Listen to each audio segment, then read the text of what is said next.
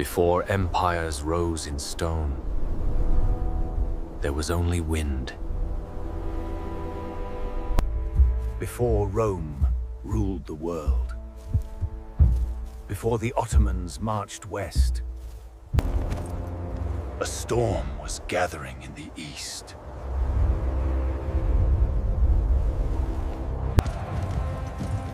How did scattered tribes become the largest land empire in history? Around 1162, on the cold Mongolian steppe, a boy was born. His name was Temujin.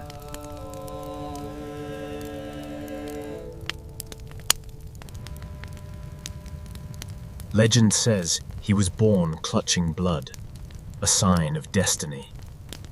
His father, Yasuge, was a tribal chief. Life was harsh, but his family was strong.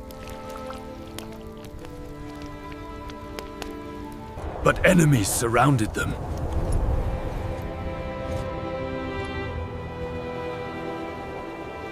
One night, his father was poisoned.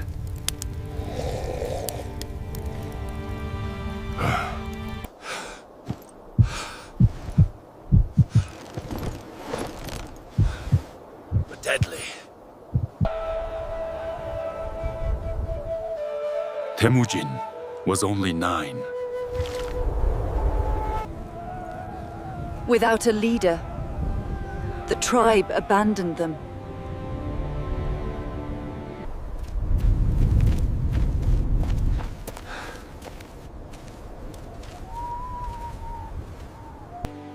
They ate roots, wild berries, whatever they could find.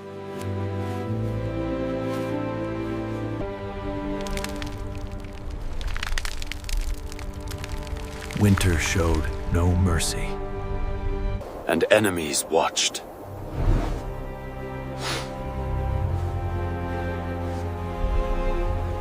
Hunger turned brother against brother.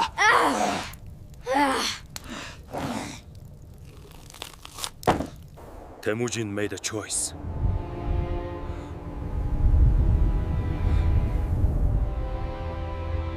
He killed his half-brother.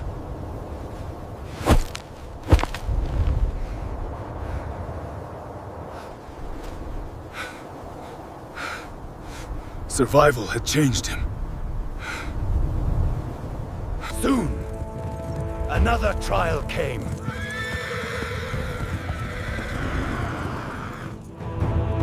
He was taken prisoner.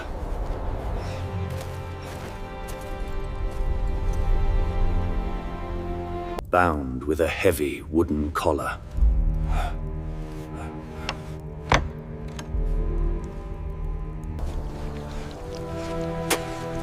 A slave among his enemies. By 1175, Temujin was no chief's son. He was a slave among his enemies. Under the endless Mongolian sky, his body was chained, but his spirit was not. One night, as the fire burned low, he saw opportunity. He ran, not knowing if freedom or death waited ahead. Hiding beneath the river's surface, he became invisible to the world. Death searched for him, only steps away. But in a land ruled by fear, one man chose mercy. In that moment, a slave died, and something stronger was born. By 1178, the boy had returned to the steppe, but he was no longer weak. By 1178, Temujin returned to his family, not as a captive, but as a survivor. His mother reminded him, a man without allies is already defeated. In 1179, He began searching for allies. He offered something rare on the steppe, loyalty earned, not inherited.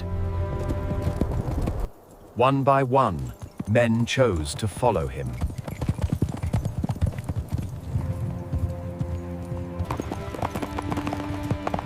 In 1180, he reunited with his childhood friend, Jamukha.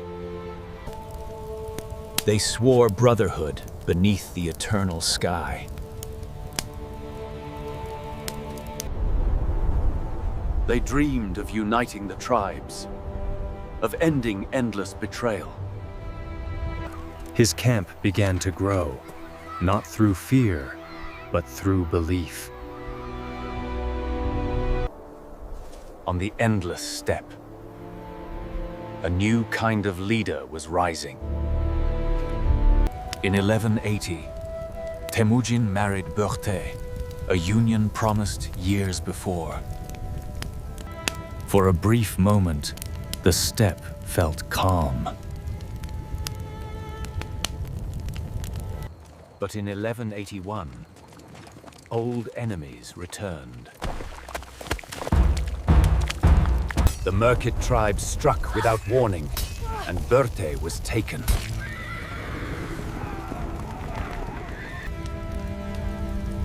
He had survived betrayal.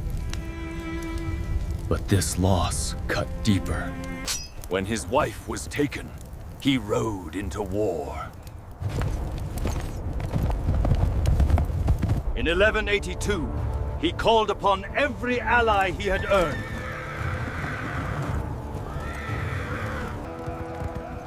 They rode across the endless plains, not for land, but for honor. The battle was swift and merciless. He brought her home and proved he would never kneel again. In 1182, beneath a frozen sky, Temujin faced his enemies once more. He did not hesitate.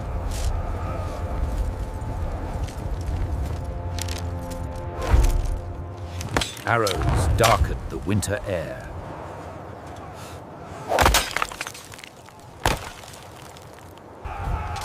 Speed and discipline shattered larger forces. Berthe was safe, but the war was not over.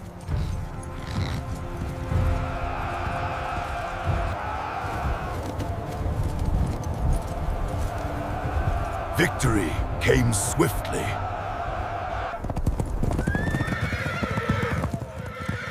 In 1183, word spread across the steppe. Men began to choose him, not by birth, but by belief.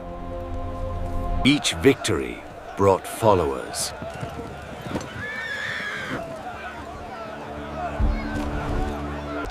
The tribes were still divided, but a new force was rising. By 1184, the bond between blood brothers began to crack. Temujin believed loyalty should be earned. Jamukha believed power belonged to the noble bloodlines. In 1184, Jamukha chose his own path. The steppe divided. Every tribe was forced to choose. In 1185, brother faced brother. The civil war began without mercy.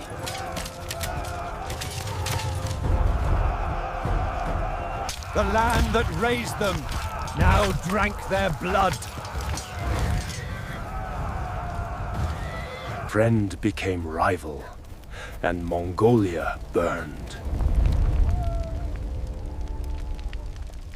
War hardened him.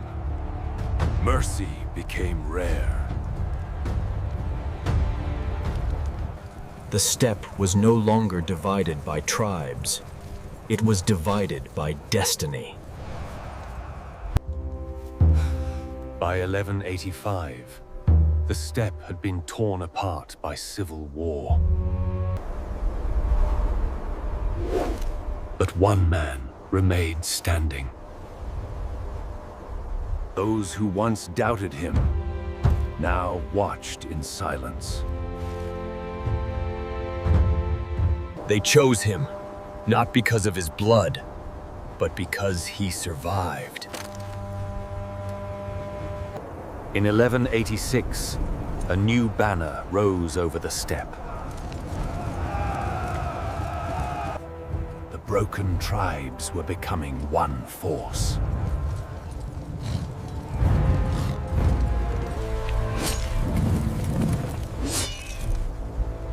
The broken boy had become a leader.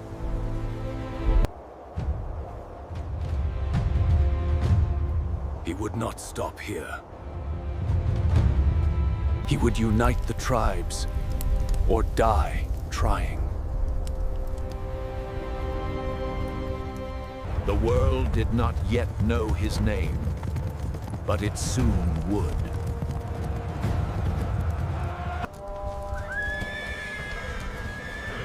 In 1186, Mongolia was still divided. But Temujin's camp was growing stronger.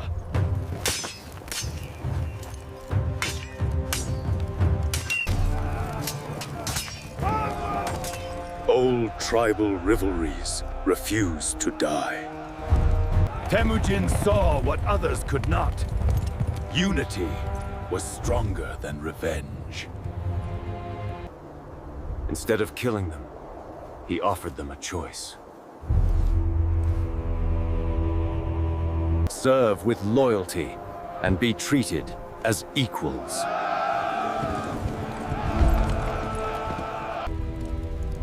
In 1188, he broke an ancient tradition. Rank would no longer depend on birth, but on ability. He reorganized his arm into units of 10, 100, and 1,000. A new order was rising on the steppe.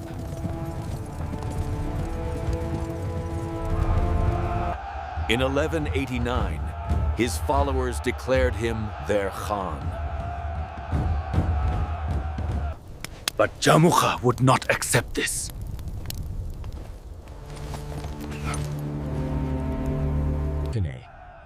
In 1190, Jamukha crowned himself Borival Khan. The steppe split into two powerful alliances. War between blood brothers was inevitable.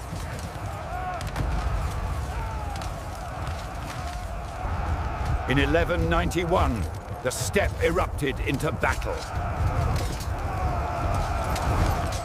Temujin fought with strategy, not rage. Jamukha answered defeat with cruelty.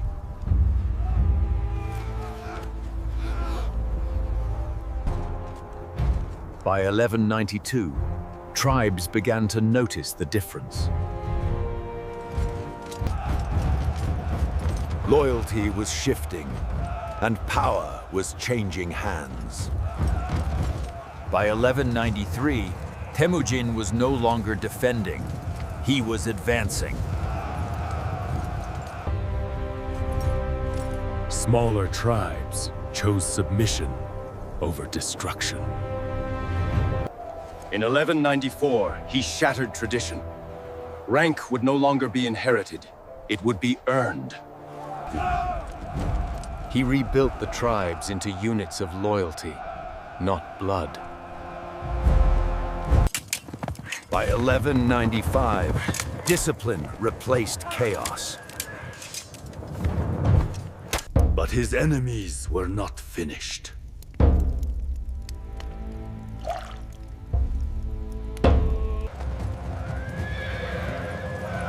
In 1206, the new empire began to take shape. He did not fear numbers. He trusted unity. Strategy defeated size!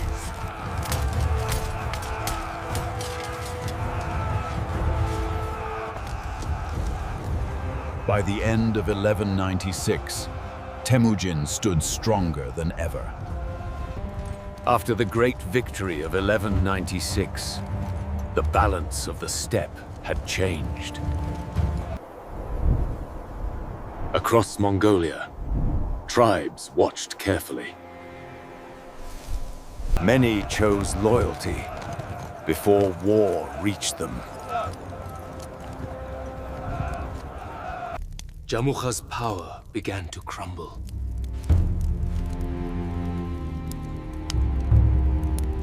But pride refused to surrender!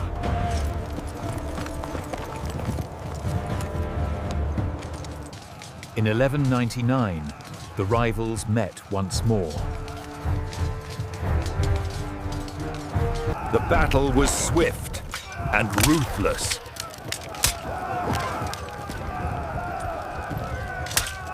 By 1200, Jamukha's power was shattered. Temujin now commanded the largest force on the steppe. The tribes were nearly united, and a new destiny was forming. In 1201, Temujin's enemies gathered for one final attempt. They crowned Jamukha, Gurkhan, the Supreme Khan. A massive coalition rose against Temujin.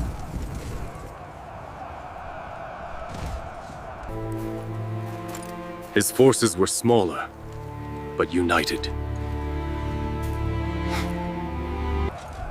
In 1202, the Mongolian steppe exploded into war. During the battle, Temujin himself was wounded. But his warriors refused to retreat. Rising again, he led the final charge! By 1203, the coalition shattered.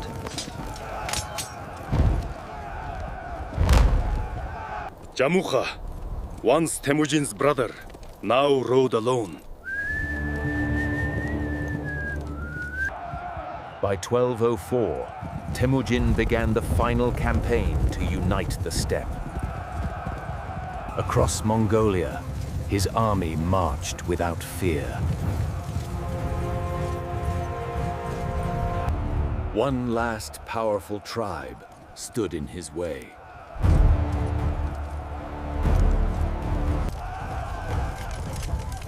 In 1204, the steppe witnessed another brutal battle. Temujin's strategy crushed the final resistance. Their leaders fled, their power destroyed.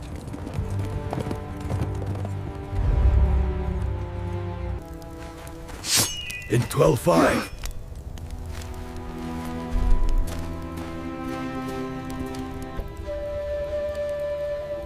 two former brothers met for the final time. Jamukha asked for an honorable death, and Temujin granted it. By 1205, the Mongolian tribes were finally united. In 1206, the tribes of Mongolia gathered for a historic council. the great council of the steppe had begun. The decision was unanimous.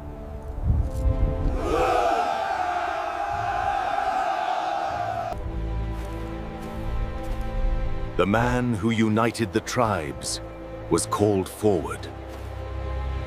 On that day, Temujin became Genghis Khan. A new empire had been born.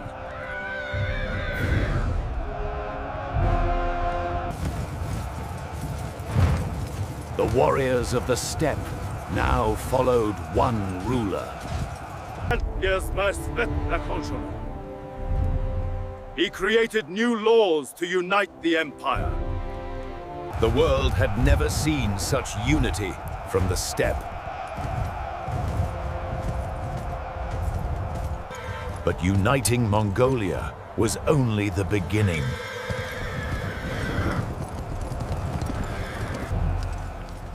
In 1206, the new empire began to take shape.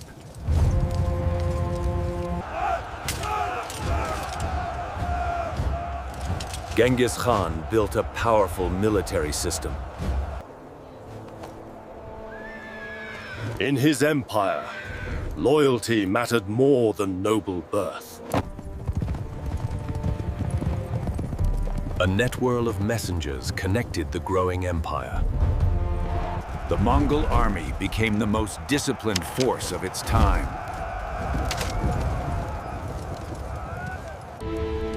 But unity brought ambition.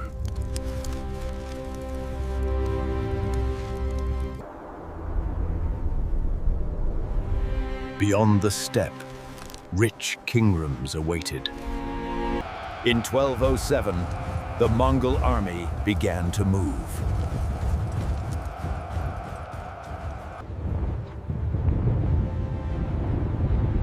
The world did not yet understand what was coming. A storm was rising, and soon it would sweep across continents. By 1207, the Mongol Empire began expanding beyond the steppe. Many tribes surrendered before battle even began. The Mongol army trained relentlessly. Scouts gathered knowledge of distant lands.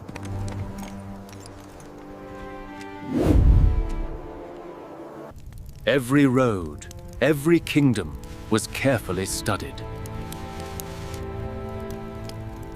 The empire prepared for wars yet to come.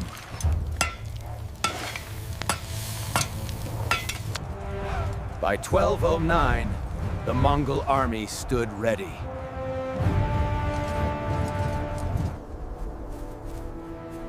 Beyond Mongolia, powerful kingdoms awaited.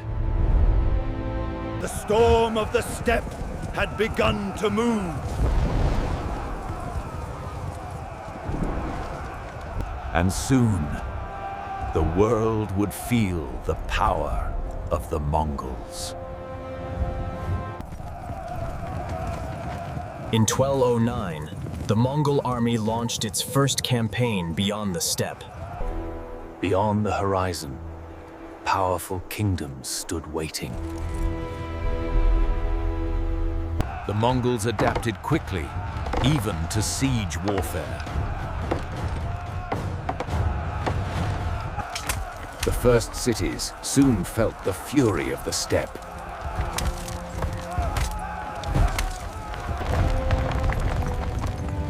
One victory led to another.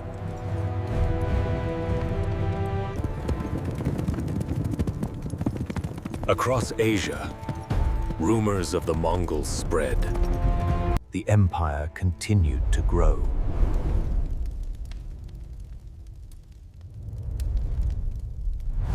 The army of Genghis Khan had become unstoppable. The world had not yet understood the storm approaching. This was only the beginning. Soon the Mongols would shake the world. By 1210, a new kind of armor ruled the steppe. Every warrior was trained from childhood.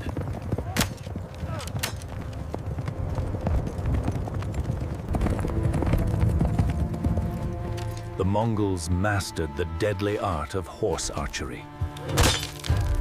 They could ride hundreds of miles without stopping.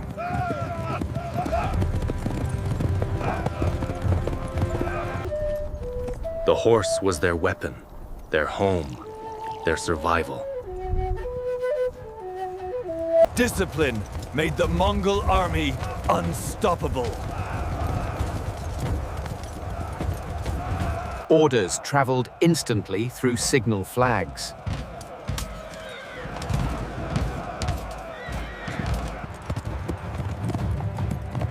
Messengers carried commands across miles of chaos. They moved faster than any army in history.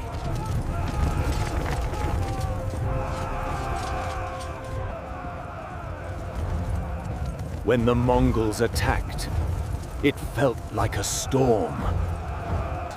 They did not charge blindly. They surrounded.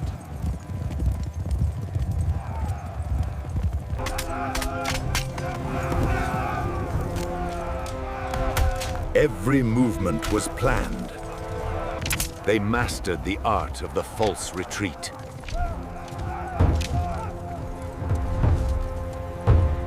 The enemy believed they were winning.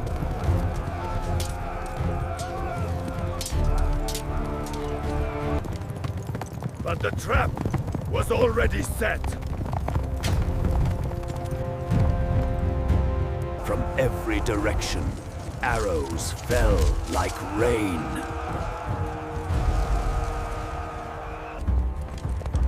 A Mongol warrior could fire 6 arrows in seconds. Speed defeated armor.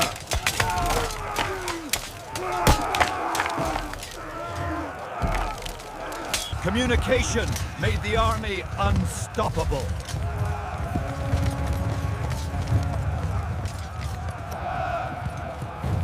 This was not chaos. It was a machine.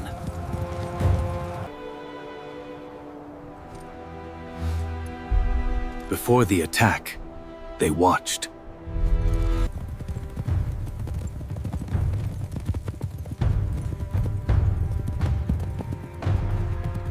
The enemy rarely knew they were coming.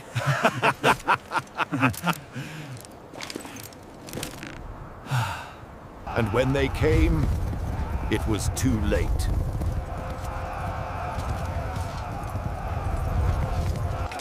They darkened with arrows.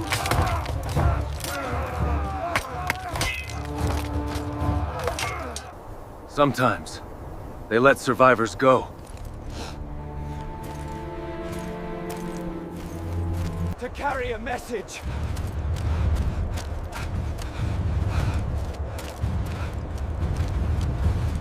A warning that spread fear faster than the army itself! Stories of the Mongols traveled across Asia.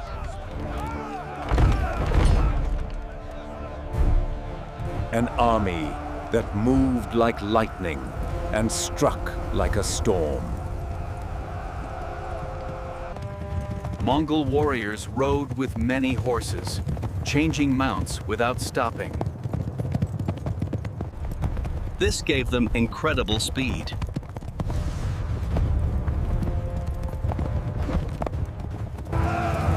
They could travel farther than any army before them.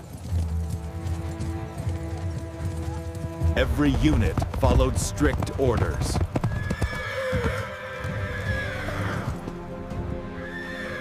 Signals controlled the chaos of war.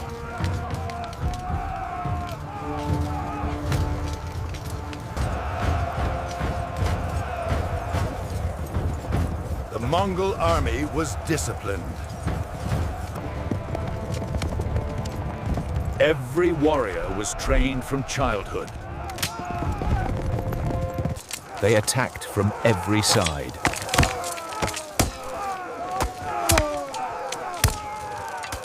Sometimes, they pretended to flee.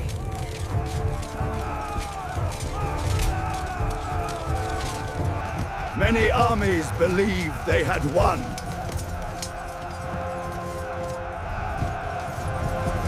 They chased the fleeing Mongols believing victory was near.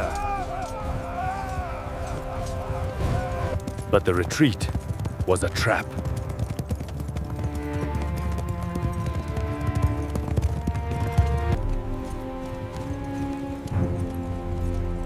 Hidden warriors waited beyond the hills. Then the signal was given.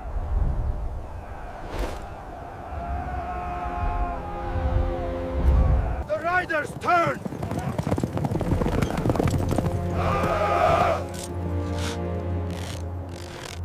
And the trap closed!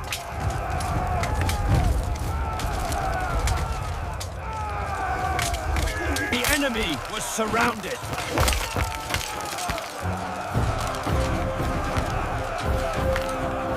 Confusion became terror!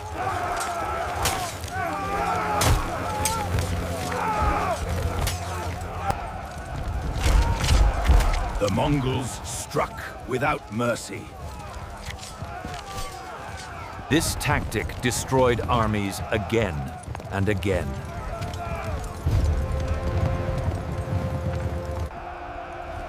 In the chaos of battle, every signal mattered. One signal, and thousands moved as one. Fast riders carried orders between commanders.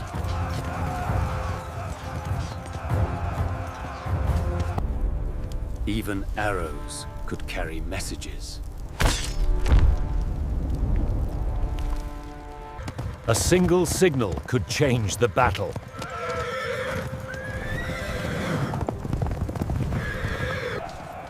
The army moved with precise discipline. Their enemies struggled to understand the strategy.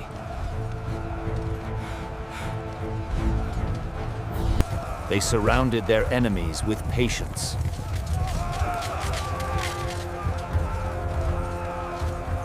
Then the arrows came like a storm.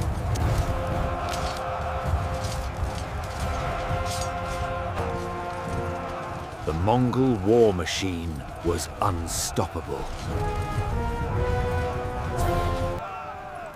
Stories of the Mongols spread across the trade routes. They spoke of riders who appeared without warning. City leaders began to fear the coming storm. And soon, the dust of horses appeared.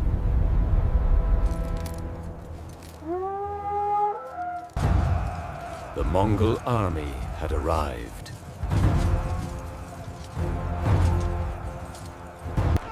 Some cities prepared to fight.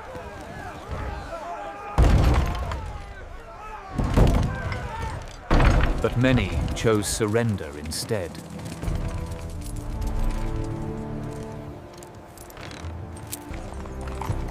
Those who surrendered were often spared. But those who resisted faced destruction. Fear became the Mongols' most powerful weapon.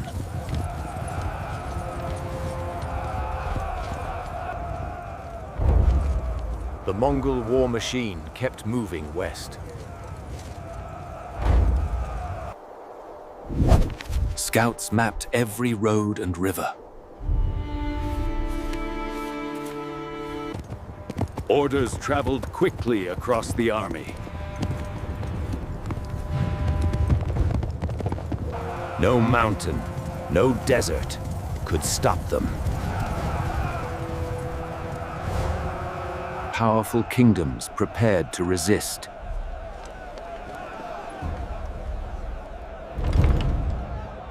But the Mongols surrounded their enemies like a storm. The attack came with terrifying speed. Few armies could withstand their tactics.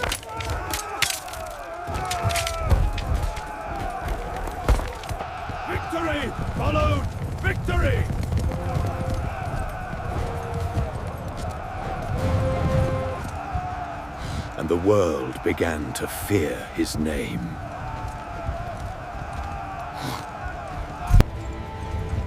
Across the trade routes, a name was spreading. They spoke of an army that never seemed to stop.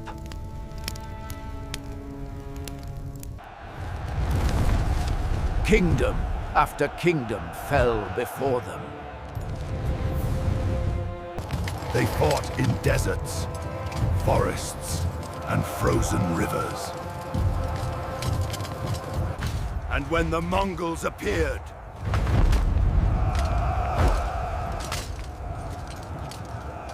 fear spread through the enemy ranks.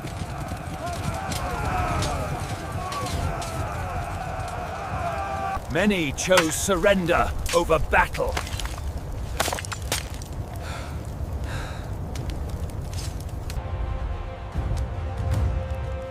The Mongol Empire kept growing.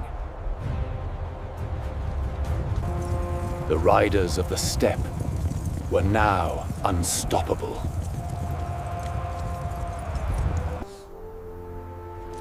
And their leader had even greater plans. By now, the Mongol army had become unstoppable. They planned wars across entire continents. Orders traveled faster than any empire had ever seen. Kingdoms prepared for the coming storm.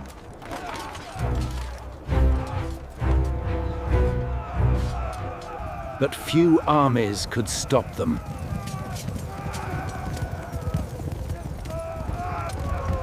The war machine closed in!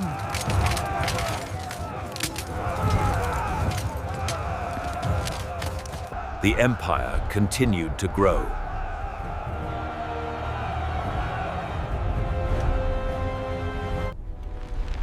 Soon, it would become the largest land empire in history. The boy named Temujin had changed the world. But this was only the beginning of his conquest. After uniting the tribes, the Mongols turned toward a greater prize. Beyond the steppe stood powerful kingdoms.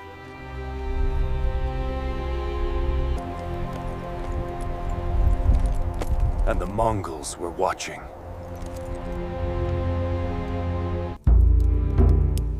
Every invasion began with careful planning. The attack on northern China had begun.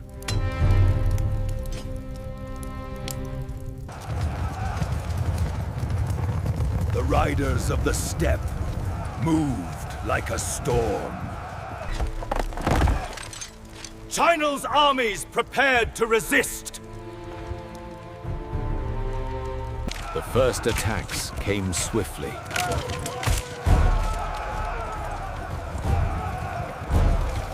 The Mongol assault had begun.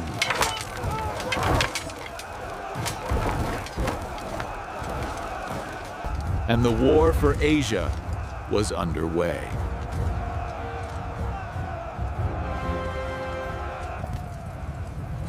The Mongols faced a new challenge: massive fortified cities. These walls had stopped countless armies before.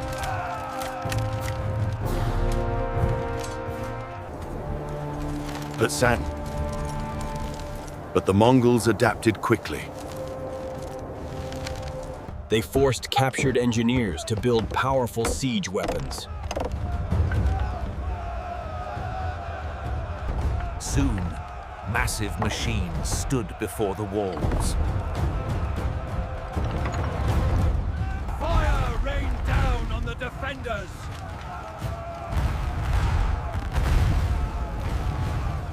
The city began to burn.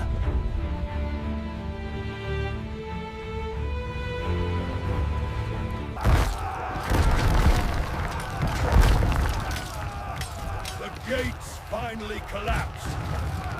The Mongols poured inside.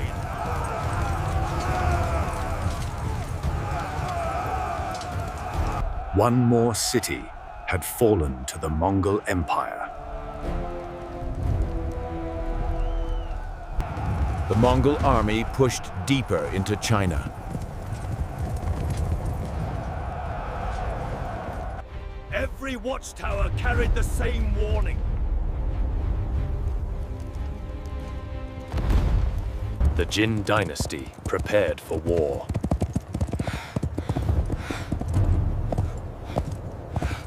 Thousands of soldiers gathered to stop the invasion.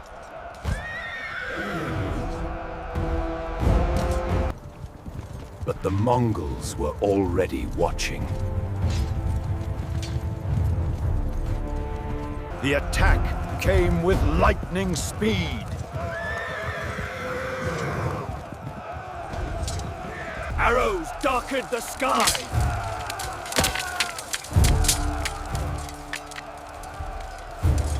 The battle turned into chaos.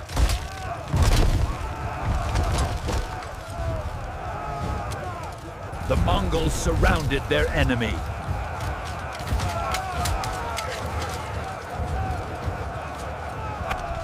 Another army of the Jin dynasty had fallen. The Mongols advanced toward the richest cities of northern China.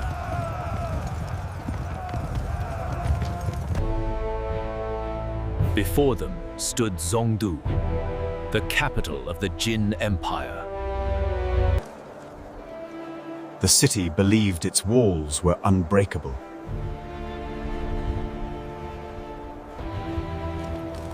But the Mongols were patient hunters.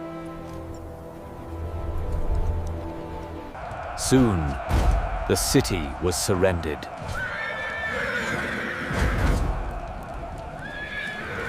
They prepared machines powerful enough to break any wall. Fire and stone rained down upon Zhongdu. The great capital began to burn.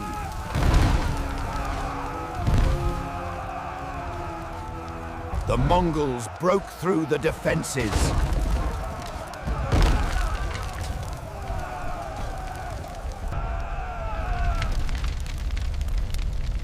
The fall of Zhongdu shocked all of Asia. The fall of Zhongdu changed the balance of power in Asia. The Mongol army continued its advance.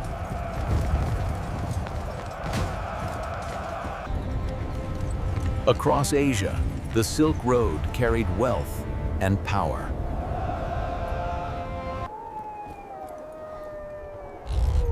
And now the Mongols were watching those roads.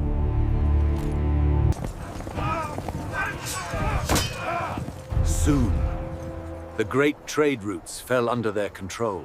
Traders were forced to accept Mongol rule.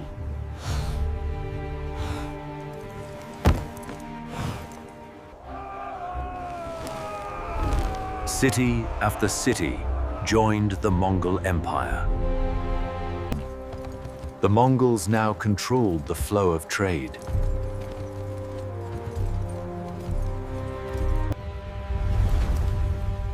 The empire was growing faster than anyone imagined.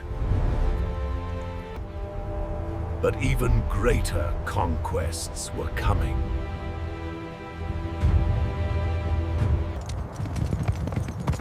After securing China as northern lands, the Mongols turned west.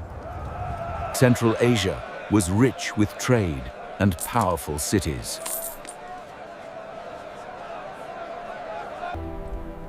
But the Mongols were already watching. The riders of the steppe moved quickly.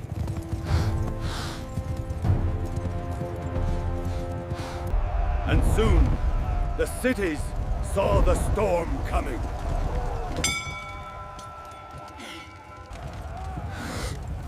The Mongol army surrounded its next target. The siege began.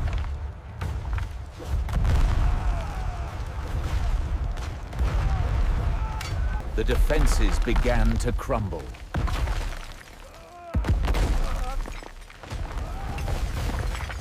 The Mongols flooded into the city.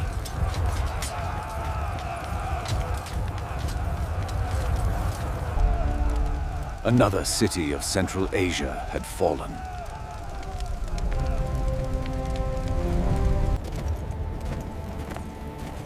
Silk road के हर रास्ते पर अब Mongol नजर रच रहे थे। हर गुजरने वाली चरावान को मंगोल हुक्म मानना पड़ता था।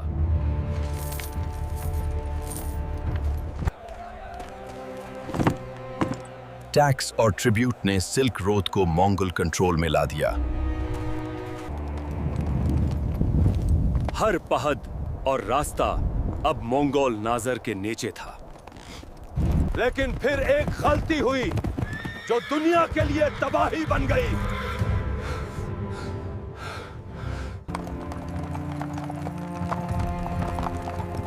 मंगोल साफिर अमान का पैगाम लेकर आए, मगर ख्वाराज़म गवर्नर ने उन्हें गिरफ्तार कर लिया। यह फैसला मंगोल कानून के मुताबिक एक बड़ा जुर्म था।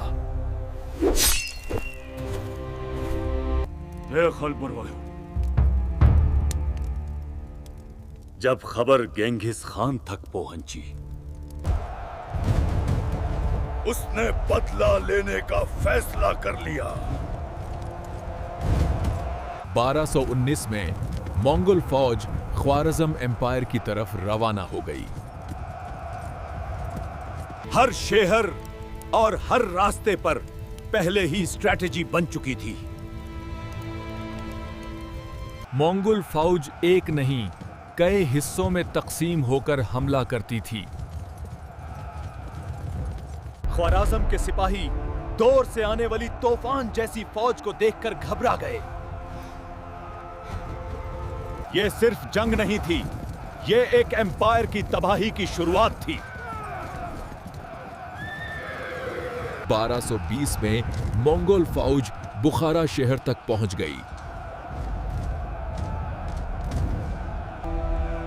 बुखारा के लोग समझ गए थे कि खतरा दरवाजे पर खड़ा है। मंगोल सिर्फ हॉर्स आर्चर्स नहीं थे, वो सीज वॉरफेयर भी जानते थे। जल्द ही बुखारा के दरवाजे टूट गए।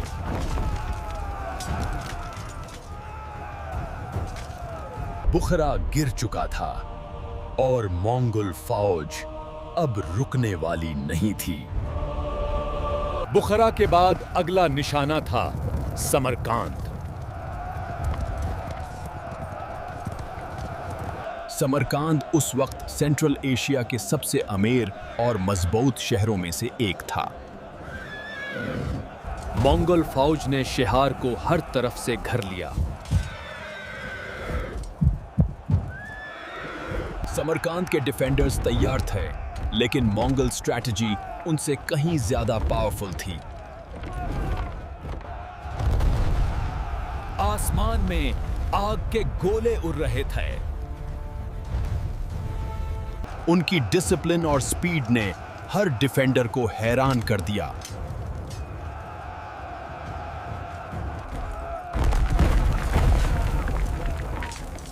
जल्द ही समरकांद के दरवाजे टूट गए। फिर शुरू हुई वो तबाही जिसे दुनिया कभी नहीं भूल पाई। समरकांद भी मंगोल एम्पायर के सामने झुक गया। लेकिन यह सिर्फ शुरुआत थी। एशिया अभी पूरा फातेह होना बाकी था। By 1221, the armies of Genghis Khan had already conquered vast lands of Asia. Now their eyes turned toward a new frontier, the lands of Russia. The Mongol communication network allowed armies thousands of miles apart to act as one. In 1222, Mongol scouts reached the borders of Eastern Europe. For the first time, the princes of Kiev and Rus saw riders from the distant Mongol world. The discipline and speed of the Mongol army shocked everyone who saw them. Messengers raced through the land, carrying news of an unknown invading army. But the Mongol commanders had already planned every step of their campaign. In 1223, the armies of Russia gathered to face the Mongol threat. The clash that followed would become known as the Battle of the Kalka River. The princes of Kiev and Rus united their forces to stop the Mongol advance. The Mongol commanders carefully studied their enemy's movements.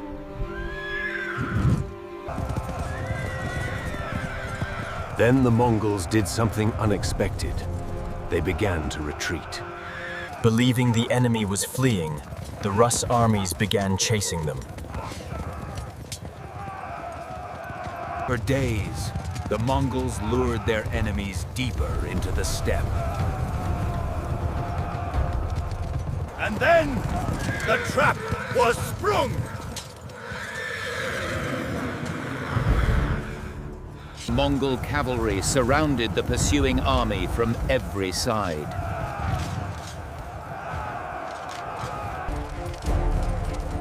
Arrows rained down as Mongol horse archers attacked with deadly precision. The Rus coalition began to break under the relentless attack.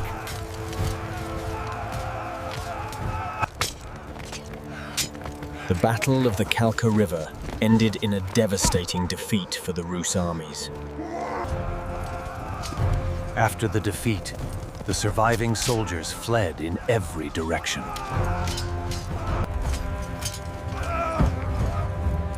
Many princes and commanders of the Rus were captured alive. The Mongol commanders decided to make an example of them.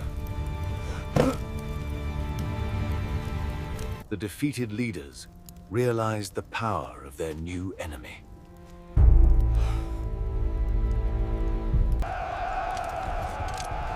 For the Mongols, the victory proved their dominance in battle.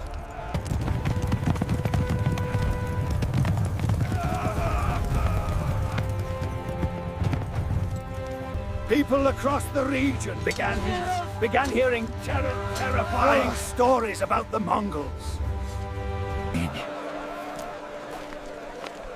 Rumors spread even further through traders and travelers. The fear of the Mongols slowly began spreading toward Europe. Then, just as suddenly as they had appeared, the Mongols vanished. After their victory, the Mongol army did not continue deeper into Europe. Instead, the Mongol forces began their long journey back toward Asia.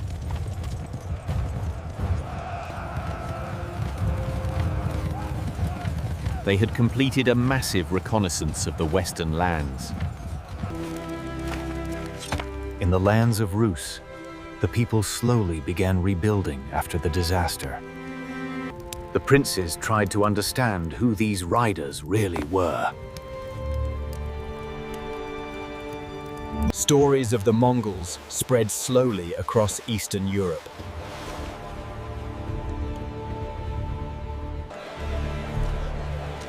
Many Europeans struggled to believe the terrifying reports.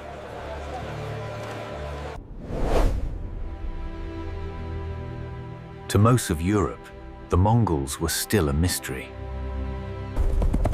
In 1227, the death of Genghis Khan changed the future of the empire. But the Mongol expansion was far from over. In 1229, Mongol leaders gathered to choose a new ruler. Genghis Khan's son, Ögedei Khan, became the new Great Khan. Under Ögedei, the empire began planning new campaigns. Orders traveled quickly across the vast Mongol Empire.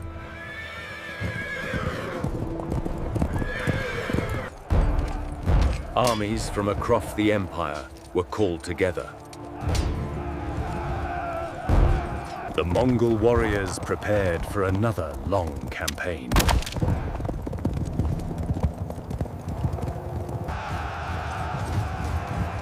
Once again, the Mongol armies began moving toward the west.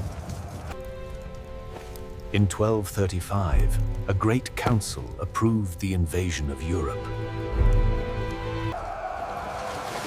The Mongol armies began their march toward the lands of Rus again. The next invasion would be far larger than the first.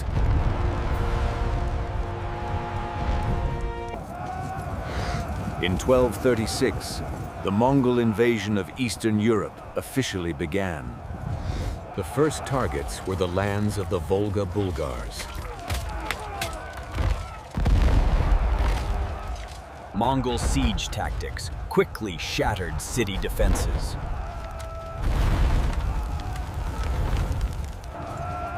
By 1237, the Mongols advanced toward the heart of Kievan Rus.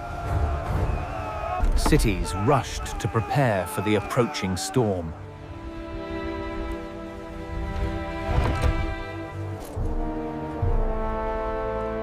The Mongol army soon reached the city of Ryazan. Mongol envoys demanded tribute and surrender.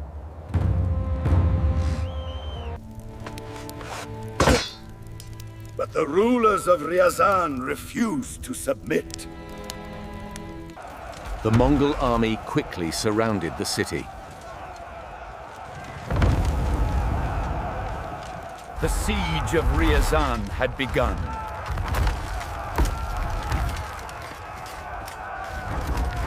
The Mongols attacked Ryazan with overwhelming force. The defenders fought bravely to protect their city. But the Mongol army soon broke through the gates.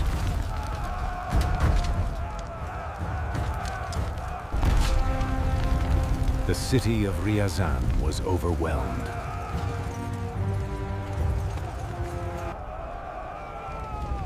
Ryazan became the first great city of Rus to fall.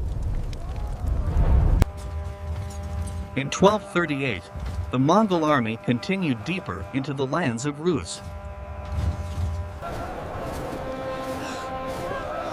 Thousands fled their homes as the invasion spread. The next target was the powerful city of Vladimir. The city prepared desperately for the coming attack. The Mongol army surrounded the city from every side.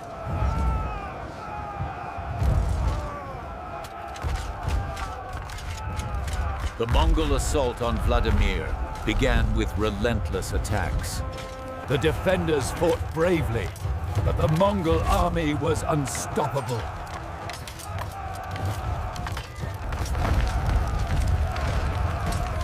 Soon the Mongols broke through the defenses.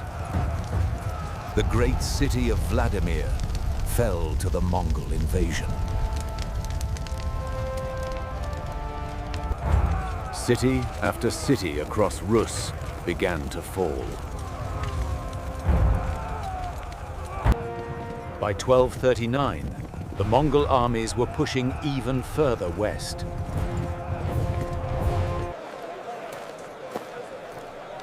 Terrifying stories of the Mongol army spread across Europe.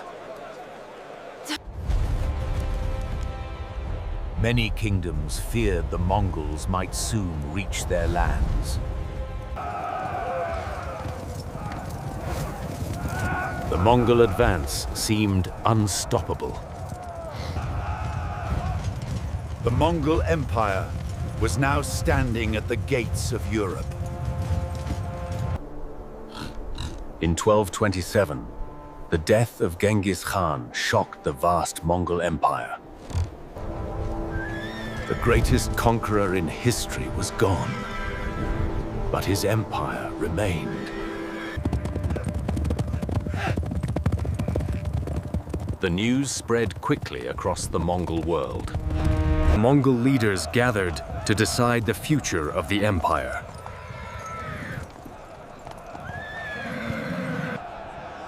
In 1229, a great council was held to choose the next ruler. Genghis Khan's son, Ögedei Khan, was declared the new Great Khan.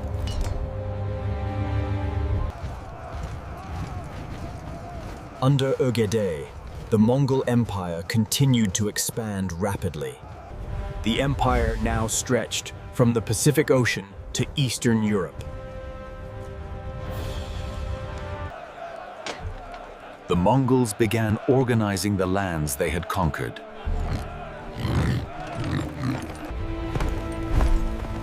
But after the sudden death of Ögedei Khan, the empire faced another turning point. In 1241, the death of Ögedei Khan created uncertainty across the empire. Mongol armies in Europe suddenly stopped their advance. Commanders returned to the homeland to decide the next Great Khan. Power struggles began among the descendants of Genghis Khan.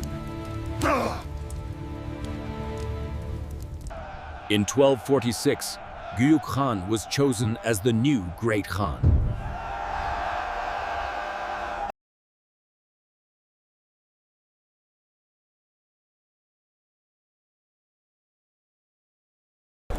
But Guyuk's rule was short-lived.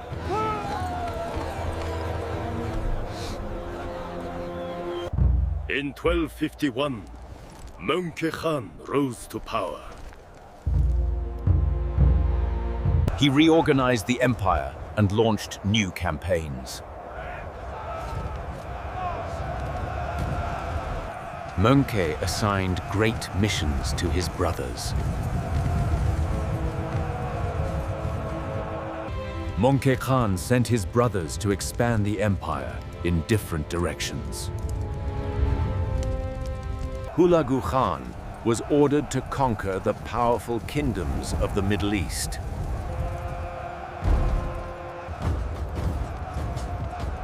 A massive Mongol force moved toward Persia and beyond.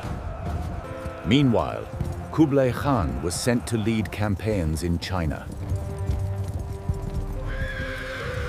Hulagu Khan began destroying the strongholds of powerful enemies.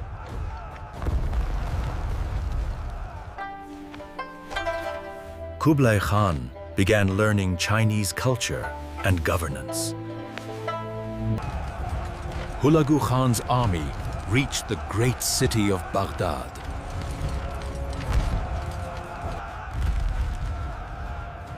The siege of Baghdad became one of the most famous battles of the Mongol era. The once powerful Abbasid capital had fallen.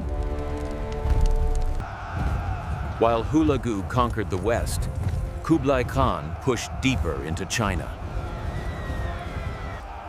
In 1259, the Mongol Empire launched another major campaign in China. Great Khan Mongke personally led the campaign. Hyena! But during the campaign, Mongke Khan suddenly fell ill. Soon, news spread that the Great Khan had died.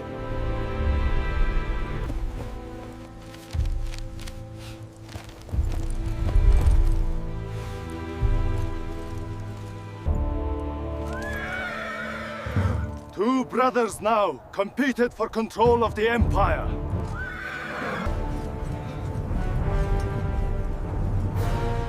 One of them was Kublai Khan. In 1260, Kublai Khan declared himself the new Great Khan. But not everyone accepted his rule.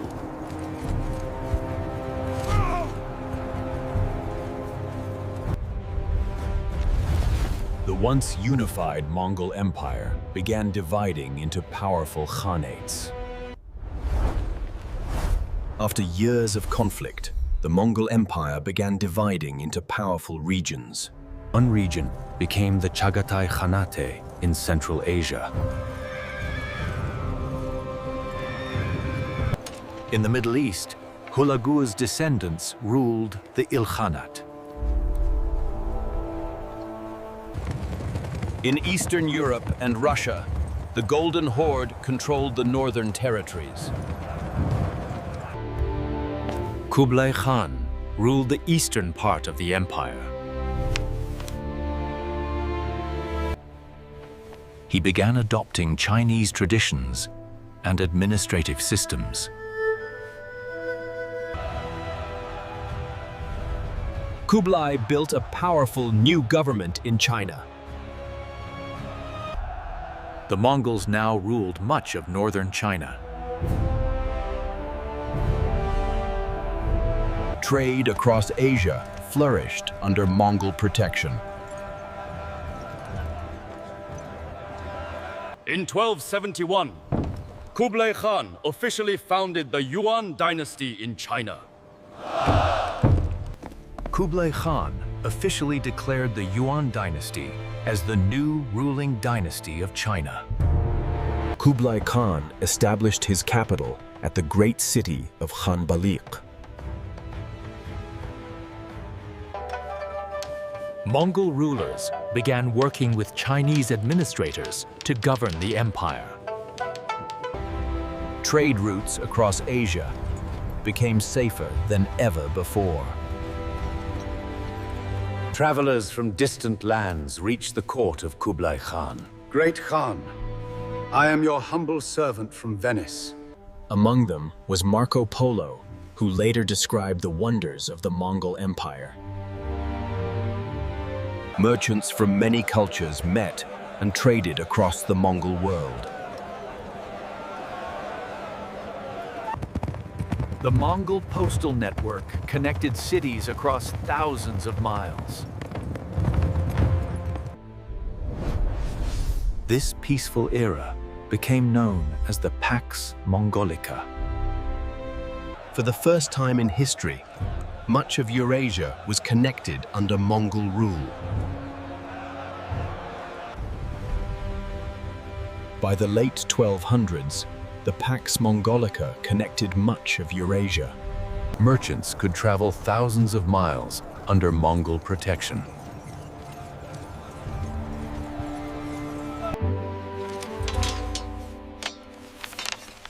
Cultures and knowledge spread across continents. Trade expanded across both land and sea routes. After years in the Mongol court, Marco Polo began his journey back to Europe. He carried stories of the powerful Yuan dynasty to the west.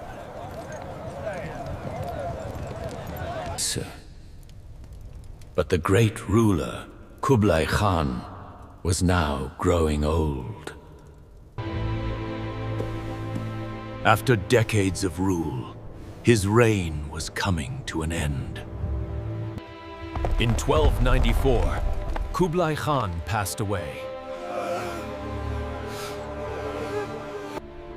Even after his death, the Mongol legacy continued across Eurasia.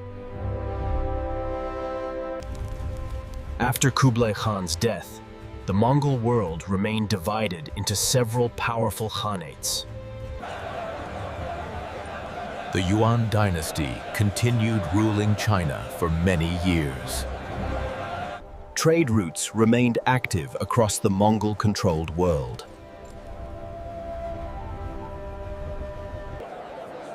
knowledge and culture continued spreading across continents.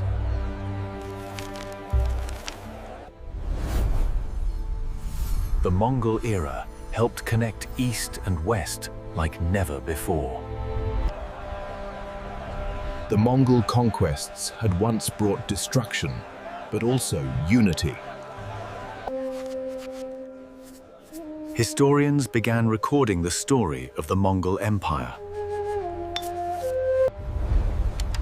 From humble beginnings on the steppe, the Mongols built the largest land empire in history. The legacy of Genghis Khan continued to shape the world. The Mongol Empire changed history forever. The Mongol Empire once stretched across the greatest land empire in history. Their conquests brought destruction, but also connected civilizations. In 1368, Mongol rule in China finally came to an end. But the legend of Genghis Khan never faded. From the endless steppe rose an empire that changed the world forever. And even today, the echoes of the Mongol Empire still shape our world.